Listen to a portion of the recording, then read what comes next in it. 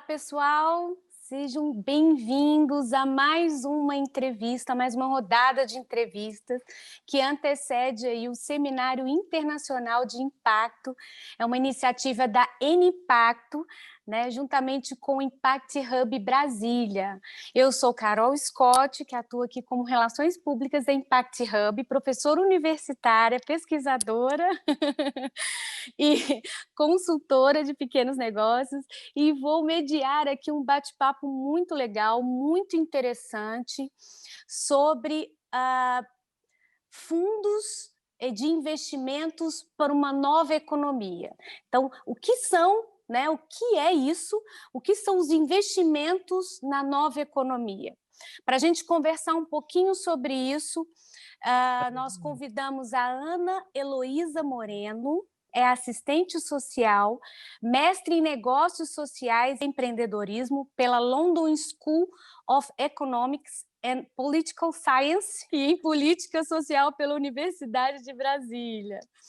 Tem uma experiência, tem 11 anos, né, Ana? 11 anos de experiência profissional e está focada no desenvolvimento de programas sociais. Atualmente, ela é representante da N-Impacto pelo Ministério da Cidadania, onde é servidora e desenvolve ações para o fortalecimento de investimento em negócios sociais. Ana, seja muito bem-vinda, muito obrigada por ter aceitado esse bate-papo, esse convite. E eu queria que Eu você agradeço. compartilhasse um pouquinho com a gente essa sua jornada, esse seu currículo maravilhoso. Queria que você falasse um pouquinho, por favor. Eu que agradeço essa oportunidade de estar aqui compartilhando com vocês, agradeço ao Impact Hub e também ao Ministério da Economia, né, pela organização desse seminário, e venho com muita felicidade aqui falar desse espaço de servidora pública que está atuando nessa área. Para mim, eu acho incrível mesmo eu ter começado como assistente social e agora estar mais nessa pauta de negócios sociais e investimento, porque a gente vê um movimento muito grande de pessoas que vêm do mercado financeiro ou da área de negócios mesmo atuando junto dos negócios sociais e de investimentos, mas é raro ver o contrário. E esse ramo precisa muito dos dois lados, né? Na nova economia a gente percebe isso, assim, ter gente de vários backgrounds diferentes e essa coalizão é o que faz esse movimento de inovação crescer. Então, bom, sou servidora há uns 9 anos no Ministério, antes trabalhei com pesquisa no IPEA também, mas há uns 2 anos atrás eu comecei a me envolver com esse tema, comecei a pensar como que seria possível atuar com a área social, mas não só da perspectiva tradicional dos programas sociais. Eu trabalhei muitos anos na assistência social, e aí eu descobri os negócios sociais, comecei a me envolver, foi por isso que eu fiz esse mestrado na London School of Economics, em empreendedorismo, e comecei a me envolver no ecossistema, mentorando, me envolvendo com as aceleradoras, e hoje eu estou numa coordenação dentro do Ministério que cuida dessa área de empreendedorismo e empregabilidade. Então, é uma felicidade muito grande para mim poder ter alinhado um interesse pessoal e profissional e hoje ser representante da N-Impacto e poder colaborar com o Fazer governo. acontecer, né, Ana? Tirar do papel, é muito gostoso, né? Uhum. Fazer parte do ecossistema, é isso, muito bom. Obrigada, seja bem-vinda, viu? Vamos Obrigada, conversar Carol. também com o Hugo, gente, o Hugo Betlen. O Hugo Betlen é presidente do Conselho do Instituto Capitalismo Consciente Brasil, foi diretor-geral da mesma instituição, no período de 2017 a 2020. Ele é administrador de empresas e contador, com especialização em gestão, empreendedorismo e governança pela Fundação Getúlio Vargas, pela Cornell, Babson, IMD, Oxford e Stanford. Uau! Possui mais de 40 anos de experiência como executivo sênior em empresas de varejo como Carrefour, Dício e Grupo Pão de Açúcar. Que currículo é esse, Hugo Betlen? Por favor, compartilhe um pouquinho conosco essa sua jornada maravilhosa. Um prazer enorme estar aqui, obrigado pela oportunidade, pelo convite. Eu costumo dizer que olho para trás e vejo essa longa jornada percorrida por mim, que me traz muitas realizações, muita satisfação, e sei que me trouxe até onde eu estou. E olho para frente completamente nu, sem saber como eu vou seguir o próximo quilômetro. Então, acho que o que a gente aprende ao longo da vida é que aquilo que vai nos acumulando de conhecimento, né? Não fiz o mestrado, porque eu não tenho paciência de fazer mestrado. Eu faço vários cursinhos pequenininhos, então o último, lá o ano passado, presencial ainda, foi Stanford, né? Empreendedorismo social, para justamente reforçar essa visão. Mas no capitalismo consciente, que a gente tem como propósito, né, ajudar a transformar o jeito de se fazer negócios e investimentos no Brasil, né, baseado em pilares, né, que sejam de uma gestão mais humana, mais ética e mais sustentável, para diminuir a desigualdade, a gente acredita que todo negócio, se tiver propósito, e esse propósito responde à pergunta: qual a dor da humanidade o teu negócio se propõe a curar? Alinhar isso com a sua visão estratégica, que é como você faz dinheiro, não o quanto, mas o como você faz dinheiro. Todos os negócios podem e devem gerar um tremendo impacto social para todos. Quando a gente fala de negócios sociais, como a gente está conversando aqui especificamente, estamos falando daqueles que, em seu propósito, ele já efetivamente escreve uma dor específica de uma classe, uma sociedade, um pessoal ou um grupo que não pode, né, exercer alguma coisa, ou que as empresas normais, com aquele propósito que eu falei, talvez não estejam olhando com tanto carinho e tão de perto, né? Então, o que a gente vê, inclusive, nesse mundo de empreendedorismo, nós falamos das empresas for profit, né? As de lucro tradicional, né? Que se tiver um propósito e uma visão estratégica alinhada, tem um tremendo impacto social. Falamos das empresas de impacto, as 2.5, né? Que estão ali nesse lugar onde, abaixo daquele nível, talvez uma empresa que quis montar um negócio, não para ganhar dinheiro, porque a empresa que quiser montar seu negócio para ganhar dinheiro não vai durar nada, tá? O dinheiro tem que ser a consequência de um propósito bem executado e alinhado com todos os seus stakeholders, mas tem esse lado do negócio social em si, né? Muito positivo, muito necessário, né? Para que a gente tenha uma relação mais de ganha-ganha-ganha. E tem o terceiro grupo, que são o terceiro setor, né? As ONGs, que efetivamente tem uma questão de não gerar receita, né? Elas vivem de contribuições, exatamente das duas acima, mas que estão olhando uma camada da população que provavelmente nem negócios de impacto conseguem efetivamente servir e atender. Muito obrigada, Hugo. Seja bem-vindo, é um prazer tê-lo aqui. E sugar um pouquinho, buscar um pouquinho desse grande conhecimento que você tem. Por falar em compartilhamento de conhecimento, Ana, eu queria muito que você falasse para a gente, né, o que são os fundos de investimento, né? O que caracteriza os fundos de investimento? Então, tem diferença, né? Os fundos são provenientes de onde? Quais são as características desse fundo? Fala um pouquinho, explica, ensina um pouquinho para a gente o que são esses fundos de investimento, por favor.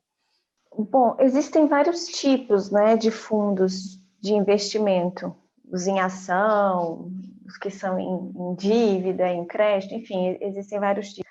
Mas aqui o que interessa a gente não é tanto como ele é constituído, mas o propósito dele, ele ser um fundo de impacto social. E é isso que a gente tem visto crescer muito nos últimos anos, né? Ainda no Brasil, esse movimento é incipiente, está no início, mas tem crescido rápido, e fora do Brasil, principalmente nos Estados Unidos, na Europa, já tem muitos e muitos fundos. Então, o fundo ele é constituído por uma instituição financeira, pode ser um banco, ou pode ser só uma gestora mesmo de investimento, como é a Vox Capital. E o interessante do fundo de investimento em impacto social é que ele vai selecionar, ele vai ter uma tese de investimento focada num problema social e vai escolher empresas que também tenham, sejam alinhadas com essa tese. E os fundos que a gente mais vê são os fundos de private equity e de venture capital.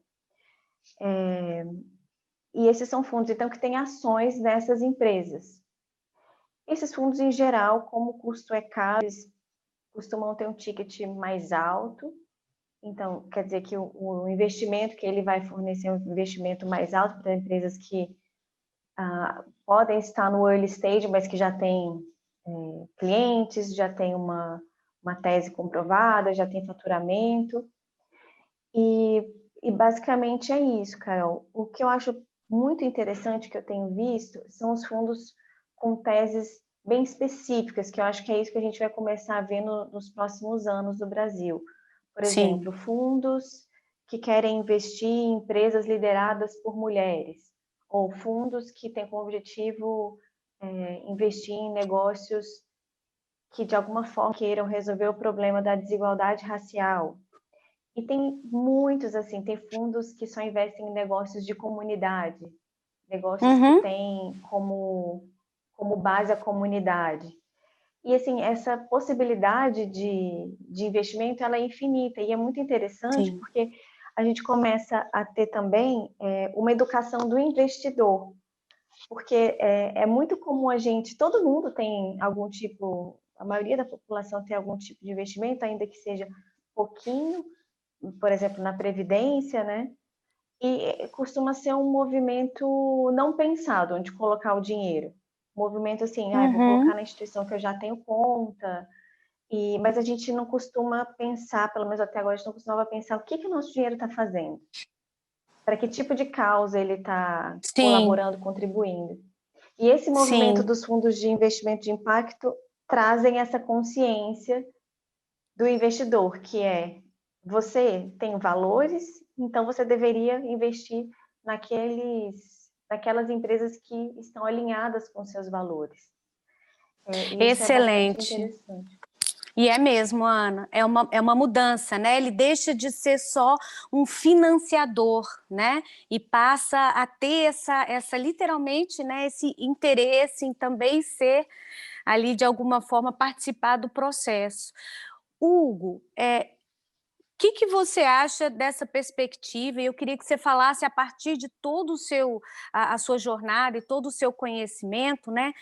Qual é a relevância, qual que é o papel desses fundos de investimento para o desenvolvimento desse empreendedorismo social, desses negócios sociais? Esse gancho que a Ana Luísa trouxe sobre a serviço de quem o meu dinheiro vai estar.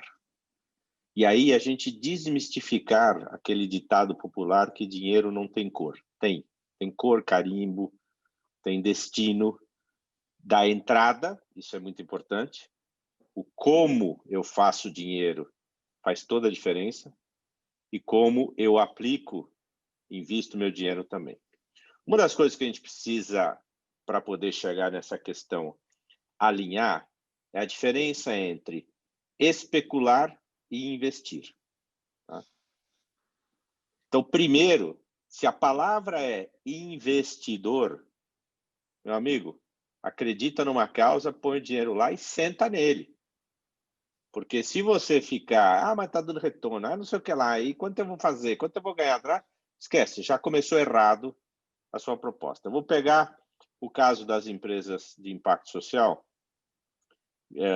que tem muita dificuldade de conseguir fundos para levantar. Aliás, qualquer empresa, qualquer startup no Brasil sofre profundamente com fundos.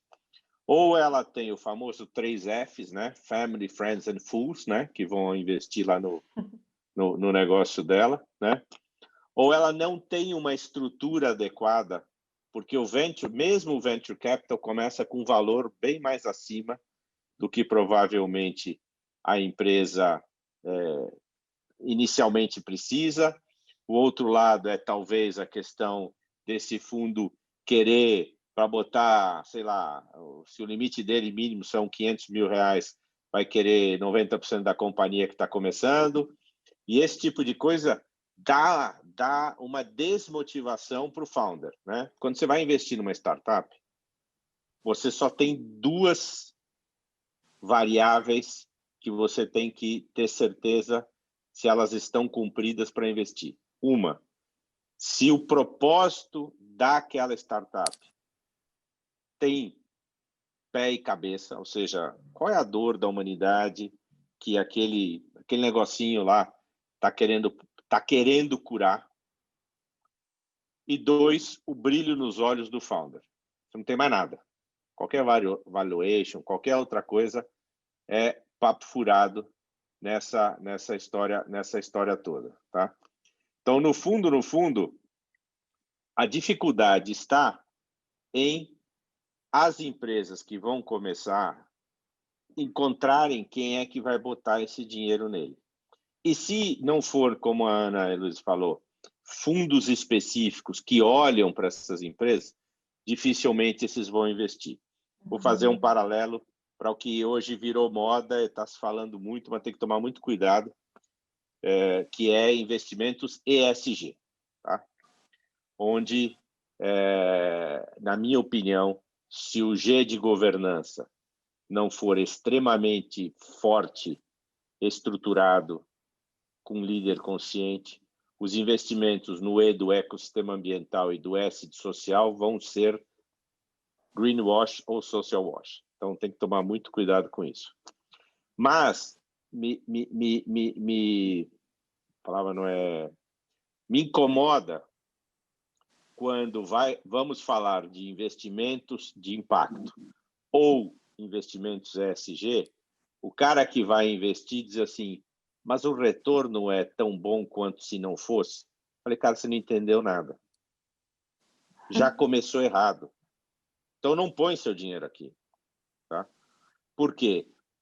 Ao acreditar na causa que ele está propondo, da dor que ele quer curar, é que o seu dinheiro tem que ser investido de forma consciente, não especulativa, e o resultado, a maioria das vezes, comprovadamente, no longo prazo, é maior do que se tivesse investido num negócio sem propósito ou sem impacto. Mas precisa mudar o mindset. Se o mindset continuar sendo do capitalismo tradicional, se for só retorno, e esse retorno eu não olho o como, e esse retorno eu não olho se eu estou para aumentar a margem, aumentar o lucro, aumentar a felicidade do acionista, fazendo isso em detrimento ao sofrimento, à tristeza e à dor de outros stakeholders, meu amigo, estamos no caminho errado. Mas se você acreditar que aquele investimento pode fazer uma mudança comportamental na sociedade, tá? Aí estamos no caminho certo. Hugo, fala um pouquinho mais, eu acho isso tão legal, essa mudança, porque é um novo paradigma, é um novo capitalismo, é uma nova forma de fazer negócios, de juntar, de gerar lucro, né? Como é que você vê o cenário hoje? Você acredita que hoje a gente pode dizer que sim, já estamos vivendo nesse novo paradigma, nesse paradigma do capitalismo consciente? Não, ainda não. Eu queria dar um passo, então, atrás e falar do que é capitalismo, né? E tem uma autora espetacular, a Rebecca Henderson, que acabou de escrever um livro novo chamado Reimagining Capitalism in a World on Fire, né? Quer dizer, reimaginando o capitalismo no mundo pegando fogo. Acho que ela escreveu lá no Amazônia, no Pantanal, né? Em algum lugar desses aí, para poder fazer esse livro. E ela abre o livro com uma provocação. O que é capitalismo? Né? E ela diz, uma das maiores invenções humanas e enormes fontes de prosperidade, indiscutivelmente sim, nos últimos 240 anos, desde Adam Smith, lá em 1776, o capitalismo trouxe enormes benefícios para a humanidade inteira.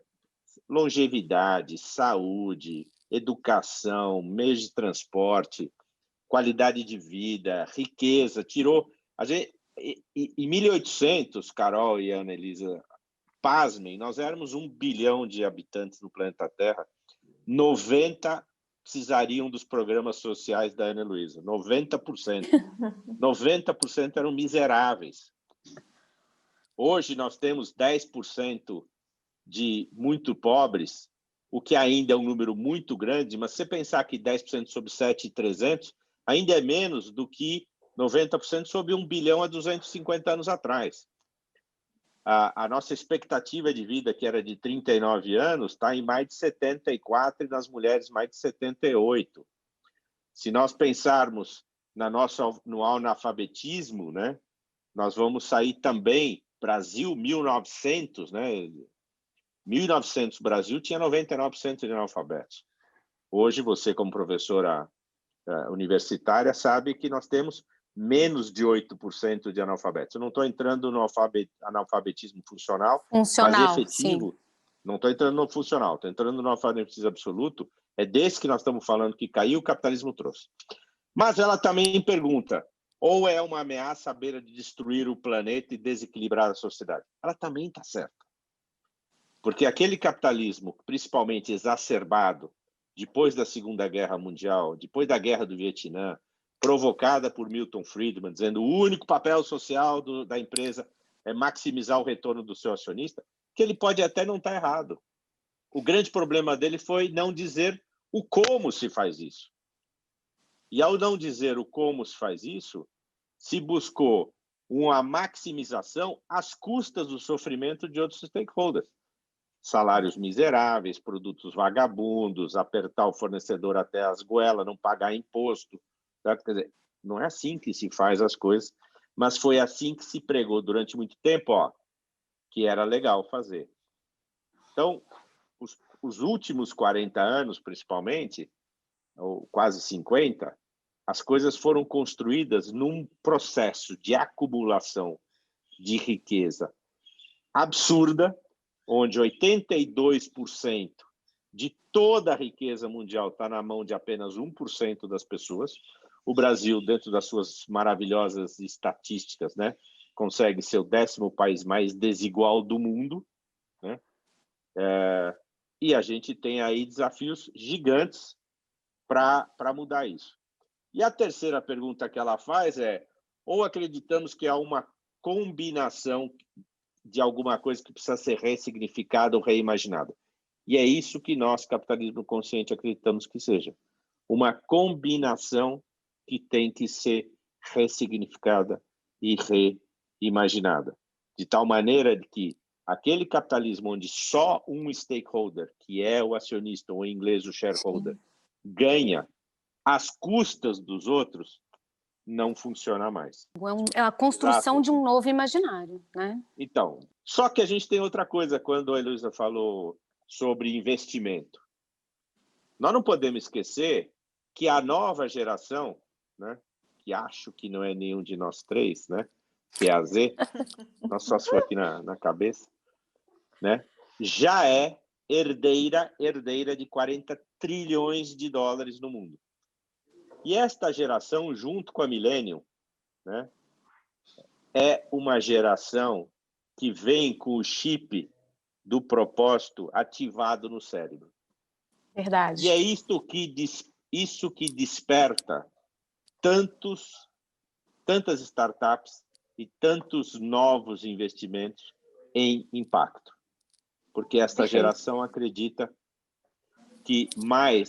muito no que o Fábio Barbosa falou há muitos anos atrás. Mais do que deixar um planeta saudável para os seus filhos, é que qualidade de filhos nós vamos deixar para o planeta, certo? E essa qualidade de filho está chegando. Eu queria ouvir um pouquinho a Ana, porque o Hugo falou de uma coisa muito legal, né? A questão dos programas aí nacionais de assistência, de fundos sociais. E eu sei que a Ana, ela monitora e avalia aí coisa de 16 programas que somam aí um orçamento de 3 bilhões de reais. Eu fico imaginando o impacto disso, hein, Ana? Então, trabalhei por muitos anos, mudei recentemente de área, então eu fiquei na área de assistência social por todo o tempo que eu estou no Ministério, então já deve ter uns 9 anos que eu fiquei só na área de assistência social. E nessa área, é a área que gerencia todo esse orçamento que eu falei aí, né, de 3 bilhões e tanto. E a gente tinha mais ou menos 16 programas. Eu digo tinha porque agora eu mudei de secretaria. Então, na área que eu estou agora, eu estou na área de negócios sociais. Mas é Sim. bem interessante fazer esse link, porque é importante também a gente contrabalancear essa visão de que os negócios sociais, os investimentos sociais vão salvar o mundo, porque não vão, né? E os programas sociais estão aí e são super importantes. Então, quer dizer, o que eu quero dizer com isso? O papel das organizações da sociedade civil, que são super parceiras do governo, né? A gente tem mais de 20 mil organizações da sociedade civil no Brasil executando serviços públicos de assistência social. Então, esse é dentro do governo. Além de terem os centros públicos que ofertam serviços pela própria gestão pública, a gente tem as OSCs. Então, a gestão pública é muito importante, o orçamento público para resolver problema social é super necessário, a gente nunca vai abrir mão disso, não pode abrir mão disso, e essas organizações executam muitos serviços que não são, digamos assim, reconhecidos como um programa público, mas que são importantes para o enfrentamento da pobreza, da desigualdade, e precisam de filantropia. Então, acho que isso é bem importante pontuar. Agora a gente está aqui nessa conversa falando de investimento e os governos mundo afora também têm atuado nesse sentido, investindo em negócios sociais. E acontece assim, é bem interessante porque no Brasil eu sinto, Carol, que ainda tem uma dicotomia muito grande, ou é negócio ou é Isso. OSC. Acontece que Uhum. fora, principalmente na Inglaterra, que foi o berço desse assunto dos negócios sociais, existem várias organizações do meio termo, organizações que eles chamam de híbridas. Então, Uhum. não é só essa opção, ou você é um negócio ou você é uma OSC. Existem várias outras nomenclaturas e várias legislações diferentes. Isso é muito interessante. Então, o que eu quero dizer com isso? Que não necessariamente vai ser um negócio que tem lucro e que vai resolver um problema social, mas existem outros mecanismos, existem negócios de comunidade, então é um negócio a favor da comunidade, então ele é um negócio que tem dinheiro, mas ele é gerido de forma comunitária, que não é uma cooperativa. Então, se existem tantas nomenclaturas, existe um investimento novo que também está surgindo lá, que são como se fossem ações compartilhadas com a comunidade. Então, a comunidade se junta para investir num negócio local. Então, assim, a gente está falando aqui dos fundos, mas existem várias outras formas de investimento em impacto social. E os governos têm começado eles mesmos a montar fundos, porque os governos podem fazer isso, e Sim. fazer o que com esse dinheiro? Ou emprestar eles mesmos para negócios sociais, ou para pequenos negócios, né, SMEs que eles chamam lá, Small Business, etc. E eu acho que é uma tendência que vai acontecer aqui no Brasil, que a gente está começando a ver, já está em negociação, até pela Estratégia Nacional de Impacto, a abertura de fundos, e isso é muito interessante ver. Também existem movimentos que a gente vê fora do Brasil, que deve começar a chegar aqui em breve, que são Social Impact Bonds, então, que é quando o governo ele quer comprovar uma tese para resolver um problema social. Então, ao invés de simplesmente fazer como a gente costuma fazer no governo, que é contratar alguém para executar aquele serviço, a gente contrata, só que tem um investidor que coloca dinheiro antes do governo. Se aquele programa der certo, ou seja, se aquela tese de resolver um problema der certo, o investidor ganha os juros e o governo paga o que ele já pagaria. Então, é o ganha-ganha-ganha, como a gente estava falando. Um outro ator nesse cenário também, que eu estou falando do Social Impact Bond, que é um avaliador, para saber se deu certo ou se não deu certo. E assim o governo consegue replicar a estratégia de resolução do problema social. E isso também é um tipo de investimento social. Uhum. E como a questão da colaboração, né? Então, eu não estou na mão de um ator somente. E eu acho que isso parte um pouquinho dessa mudança cultural, né, Ana? Então, eu não tenho um financiador mais, então eu tenho outras modalidades de negócios, negócios de impacto social, graças a um coletivo, né, de atores ali que colaboram para... Esse último exemplo que você passou é muito legal, né? Porque eu tenho o governo, eu tenho iniciativa privada, né? E tenho a sociedade civil organizada. Então, os três ali se unem para literalmente desenvolver algo que gere um impacto social positivo, né? Isso, até, Carol, só para complementar isso que você está falando, que é bem interessante, nesse modelo, por exemplo, as organizações da sociedade civil são essenciais, porque é elas que vão executar. Então, a gente não está limando os atores, a gente está incluindo os atores. Isso, uma colaboração mesmo, né? Uma coparticipação ali bem bacana, né? De coordenar ali, né? O papel, cada um desenvolve um papel para que aquilo seja possível. Você falou uma coisa e eu queria, de repente, ampliar um pouquinho essa discussão para essa perspectiva de valorização, se existe ou não, se é uma tendência ou não, né, desse negócio para a comunidade, do negócio para a valorização da comunidade, né, do negócio para o local, né, e não mais o negócio para as grandes holdings. Assim, eu queria que você falasse um pouquinho, você percebe isso como uma tendência? Por exemplo, há de fato essa tendência em ter investimentos nesses pequenos empreendimentos, nessas pequenas, que são grandes. Eu falo pequena no sentido, por favor, gente, no sentido de tamanho, né, só, porque lógico que o impacto é maravilhoso, mas nos pequenos negócios, né, nos pequenos empreendedores sociais, isso é de fato uma tendência, Ana? Você percebe isso como uma tendência? Assim, Carol, o que eu estou vendo muito é o crescimento de negócios de impacto com essa pegada que você está falando. E eu amo esses negócios, são os negócios que eu mais amo. Negócios que têm foco na comunidade, que são inovadores. E eu falo, Hugo, que os negócios de impacto, quando me perguntam qual que é o seu conceito de negócio de impacto, para mim é um negócio que perverte a lógica do capital. Acontece que esses negócios, como eles têm que perverter a lógica do capital em algum ponto, não necessariamente eles vão ter esse crescimento exponencial, não necessariamente é uma startup de tecnologia, uma fintech.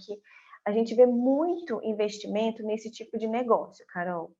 E aqui no Brasil a gente também começou forte com essa pegada. Os fundos, principalmente os fundos de mais sucesso, eles têm essa pegada. Até porque, como é muito caro montar o fundo, é difícil ter um ticket pequeno, então você tem que ter um negócio que vai crescer, que é uma startup. Então, essa é uma dor que eu sinto, e não só que eu sinto, mas que as pesquisas mostram, a pesquisa da Pipe Social, de negócio social, mostra isso. Pequenos negócios que estão começando, têm muita dificuldade em conseguir investimento. E a gente tem visto como o mercado tem se desenvolvido, o mercado está pressionando o Banco Central também para mudar as regulações. E aí não é o fundo que vai resolver, são outros mecanismos de investimento, como, por exemplo, o crowdfunding, Perfeito. que não sei se vocês, eu acho que... Um dos colaborativos, né? Plataformas de fundos colaborativos. Uhum. Isso, não é um fundo necessariamente, mas a pessoa pode investir diretamente naquele negócio em um montante menor. E recentemente, esse ano, teve uma modificação na regra do crowdfunding para permitir montantes maiores, agora pode ser até 10 milhões numa empresa. Então, esse tipo de flexibilização é importante para a gente conseguir ter esse aumento dos investimentos nesses negócios que estão começando, e principalmente nesses negócios que não são esses negócios de crescimento exponencial. Eu queria até complementar quando o Hugo estava falando, né? Ele estava explicando a importância de ter a troca do investimento por um retorno social. Ora, o conceito de negócio social, de investimento de impacto social é justamente esse. Por que ele é um investimento de impacto e não um investimento tradicional? Acho que é importante retomar isso. Porque o objetivo dele é ter um retorno em termos de impacto. Sim. E para ter um retorno em termos de impacto, tem que ter também uma resiliência do ponto de vista do investidor.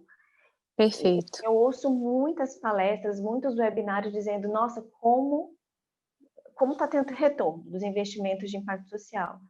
Acontece que não são só flores, existe um tempo de maturação desses negócios. Por exemplo, no Brasil, a maioria dos negócios de impacto social tem 2 anos, então eles ainda não estão nesse estágio que vai dar muito dinheiro e alguém tem que dar dinheiro para eles começarem. E tem que ter muita resiliência, porque do ponto de vista do investidor, porque ele precisa maturar, ele tem a curva é como se ele caísse mais do que os negócios tradicionais. Ele precisa de mais tempo para ter um retorno, para sair do Vale da Morte, para dar retorno, mas ele vai dar retorno. Então, acho que isso Sim. também é importante a gente frisar, né? Porque senão a gente não está falando de uma mudança do capitalismo consciente, a gente está falando de um investimento tradicional.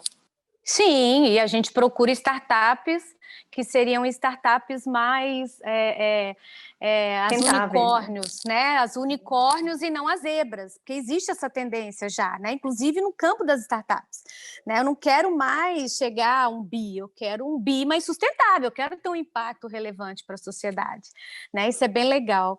O Hugo, eu queria ouvir um pouquinho a sua opinião em relação a essa dor maravilhosa que a Ana colocou aqui à tona, né? Então, há uma valorização, né, para os negócios de impactos sociais locais e, ao mesmo tempo, há uma dificuldade enorme de se conseguir fundos para esses empreendimentos, para esses negócios sociais. A Ana trouxe aqui como uma das soluções, né, até a parte legal aí, né, da parte do governo, né, Ana? Então, rever algumas leis para ajudar, para facilitar a chegada desse fundo ao pequeno empreendedor. E na perspectiva do setor produtivo, Hugo, o que a gente poderia fazer, né? Como é que a gente poderia incentivar? Essa é uma dor. Queria que você falasse um pouquinho com a gente sobre isso, por favor. Acho que é importante a gente dar um quadro, que, independentemente de startup, esse é um país de micro e pequenas empresas. Dos 20 milhões de CNPJs que existiam antes da pandemia, muitos fecharam, outros muitos mais também abriram, tá? 88% fatura até R$360 mil por ano. E emprega 45% de todo mundo nesse país. Essas empresas ficaram desassistidas no começo da crise. Por mais que se falou sobre crédito, acesso à pequena e média empresa, esse dinheiro ficou no chamado empossamento bancário e não chegou. A gente falou com o presidente do Banco Central, a gente fez movimentação para poder desempossar tudo mais, não chegou. Chegou com muita dificuldade. Se olhar as estatísticas, quem foi pedir empréstimo, a sua maioria, 2/3, tiveram os empréstimos negados. Então, a coisa não andou. A partir de não andar, junto com o sistema B e com a TRE é a evolução daquele dinheiro e consciência, né, do Jean Miró, né, que era do Banco da Galícia, e que movimentou e criou uma possibilidade. Então, nós decidimos fazer um Blended Loan Fund, porque ele funciona futuramente, ele pode funcionar dentro do que a Ana falou como investidor, mas, por enquanto, ele é um empréstimo de longo prazo. Chama-se Covida20, 20 de número.com.br, tá? Então, ele é um peer-to-peer, blended fund. Por que é blended? Porque eu posso escolher, como pessoa jurídica ou pessoa física, um parceiro específico. Então, eu não invisto no fundo, eu invisto no parceiro, em 3 modalidades, né? Eu posso doar, foi um investimento para ajudar o cara. Eu posso emprestar sem juros, ou eu posso emprestar com 0,5% ao mês, que na atual situação é um tremendo investimento. Tá? Com carência. Quanto maior você puser e mais estruturado você for, PJ, por exemplo, a tua carência é maior, né? Nós estamos falando de carência séria, estamos falando de Sim. 72, 48 meses, né? Estamos falando de 4 anos, estamos falando de umas coisas estruturadas. E mesmo assim, seguindo o que a Ana falou, não foi fácil levantar esses recursos. Hoje, nós do Capitalismo Consciente, eu fiz o seguinte: no dia que começou a crise, eu mandei um e-mail para todos os associados que nos apoiam financeiramente por nosso advocacy, dizendo: sabemos que estamos entrando numa crise, mas se você tiver condições de manter a contribuição para o Instituto, eu me comprometo, ou nós nos comprometemos, a reverter 50% dessa contribuição em investimentos para esse fundo. Estamos fazendo isso desde o mês de abril. Tá? Então, todo mês, 50% de quem não reduziu está sendo investido nesse fundo. E ele é muito legal, porque você entra, você vê o tipo de empresa que você quer investir, e na pessoa física, a partir de R$500 você pode investir, tá? Para ajudar. Esse é um modelo empréstimo para salvar essas empresas durante a pandemia. Tá? Mas eu tenho certeza que com essa regulamentação que a Ana citou, da questão do crowdfunding, é possível fazer isso para investir de verdade nas empresas. O investimento gera um pouco mais de complicação do lado da empresa, porque passa a ter uma gestão da governança bem complexa, se for muito fracionado o investimento. Enquanto que o empréstimo é tratado como um mútuo, o investimento, se for startup, também pode ser mútuo, depois conversível, tá? Mas é difícil depois você administrar 10, 12, 20, 30, 50 acionistas, certo? No seu negócio. Então, aí precisa de um mecanismo intermediário, né? Para que tenha um consórcio de investidores, para que perante a empresa seja o consórcio e não as várias pessoas físicas investindo.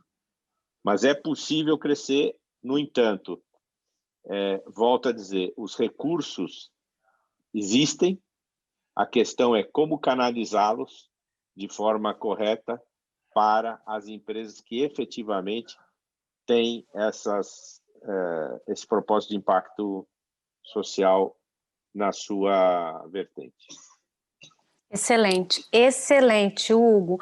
Me conta aqui, passa para o pessoal qual que é o site, o contato, né, do Instituto do Capitalismo Consciente, quem quiser ir fazer parte, quem quiser se tornar um associado, como é que ele consegue ter acesso? Está aqui, ó. O site é www.ccbrasil.cc. Faço aqui um convite aberto a quem acreditar nos pilares, olhar e conhecer, para nos seguir, e a hora que faz um pequeno cadastro já começa a receber os blogs, as informações e tudo mais. Mas faço um convite mais ousado ainda, né? Se você acredita nisso e quer multiplicar os pilares, seja um embaixador nível 1, né? Custa nada e pega super bem. Certo? Que é isso, embaixador nível 1? Eu quero saber, pode explicar, por favor.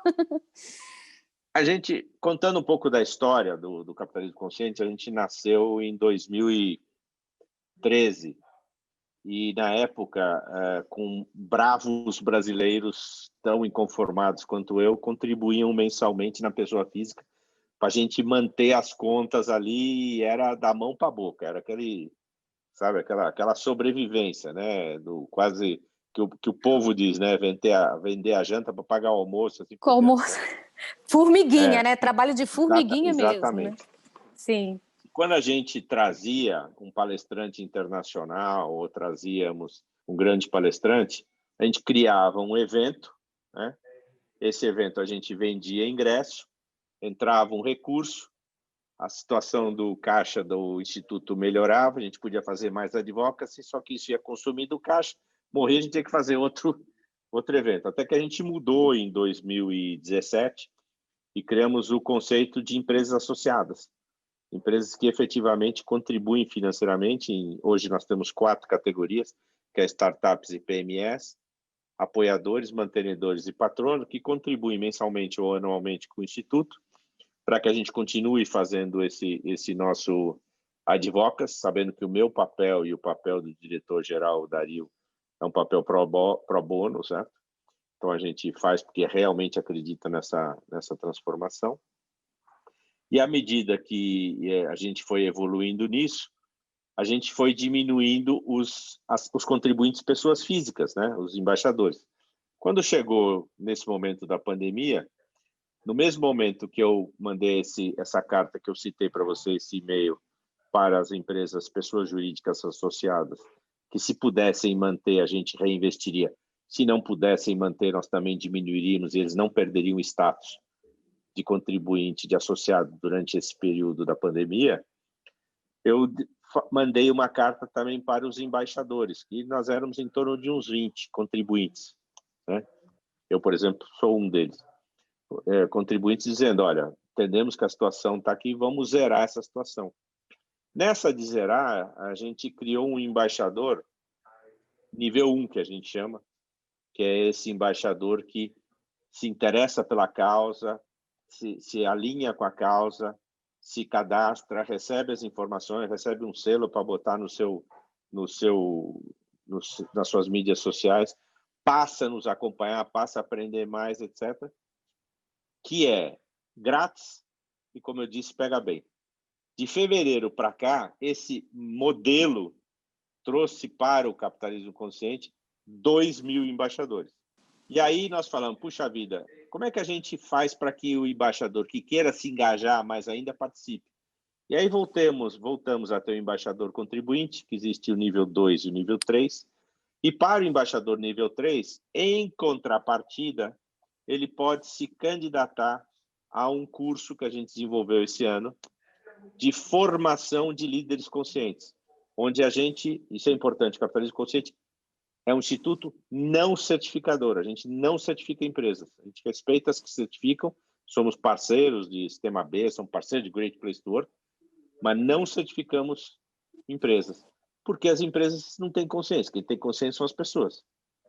Então, efetivamente, a gente começou a desenvolver esse ano o curso de formação de líderes conscientes, que dá uma certificação em capitalismo consciente para quem é embaixador. Nós fizemos 4 turmas esse ano, todas lotadas, e vamos começar a abrir as turmas para o ano que vem. Excelente, parabéns, iniciativa maravilhosa. Uma última pergunta que eu quero fazer é, Ana, como é que você vê a questão dos fundos para o desenvolvimento, né, do empreendedorismo social em 2021? Né, a gente ainda está em pandemia, o cenário ainda é um pouco, né, a gente não tem um cenário preciso ainda. Eu queria ver um pouquinho a sua opinião. Como é que você vê essa questão dos fundos? Quais são as perspectivas futuras aí para 2021? Eu acho que os fundos devem aumentar, apesar da pandemia, porque sempre tem gente inovando, o empreendedor sabe que momentos de crise é o melhor momento para esse momento que todo mundo tem alguma dor, devem surgir empresas interessantes também. Então, eu vejo com bons olhos. Eu acho que a própria pesquisa agora do GIIN, né, do Global Impact Investments, já anunciou que deve crescer ainda mais a perspectiva do tamanho do mercado de investimento de impacto para mais de 700 bilhões. Então, acho que a gente está no movimento crescente mesmo, dos fundos e do investimento de impacto como um todo.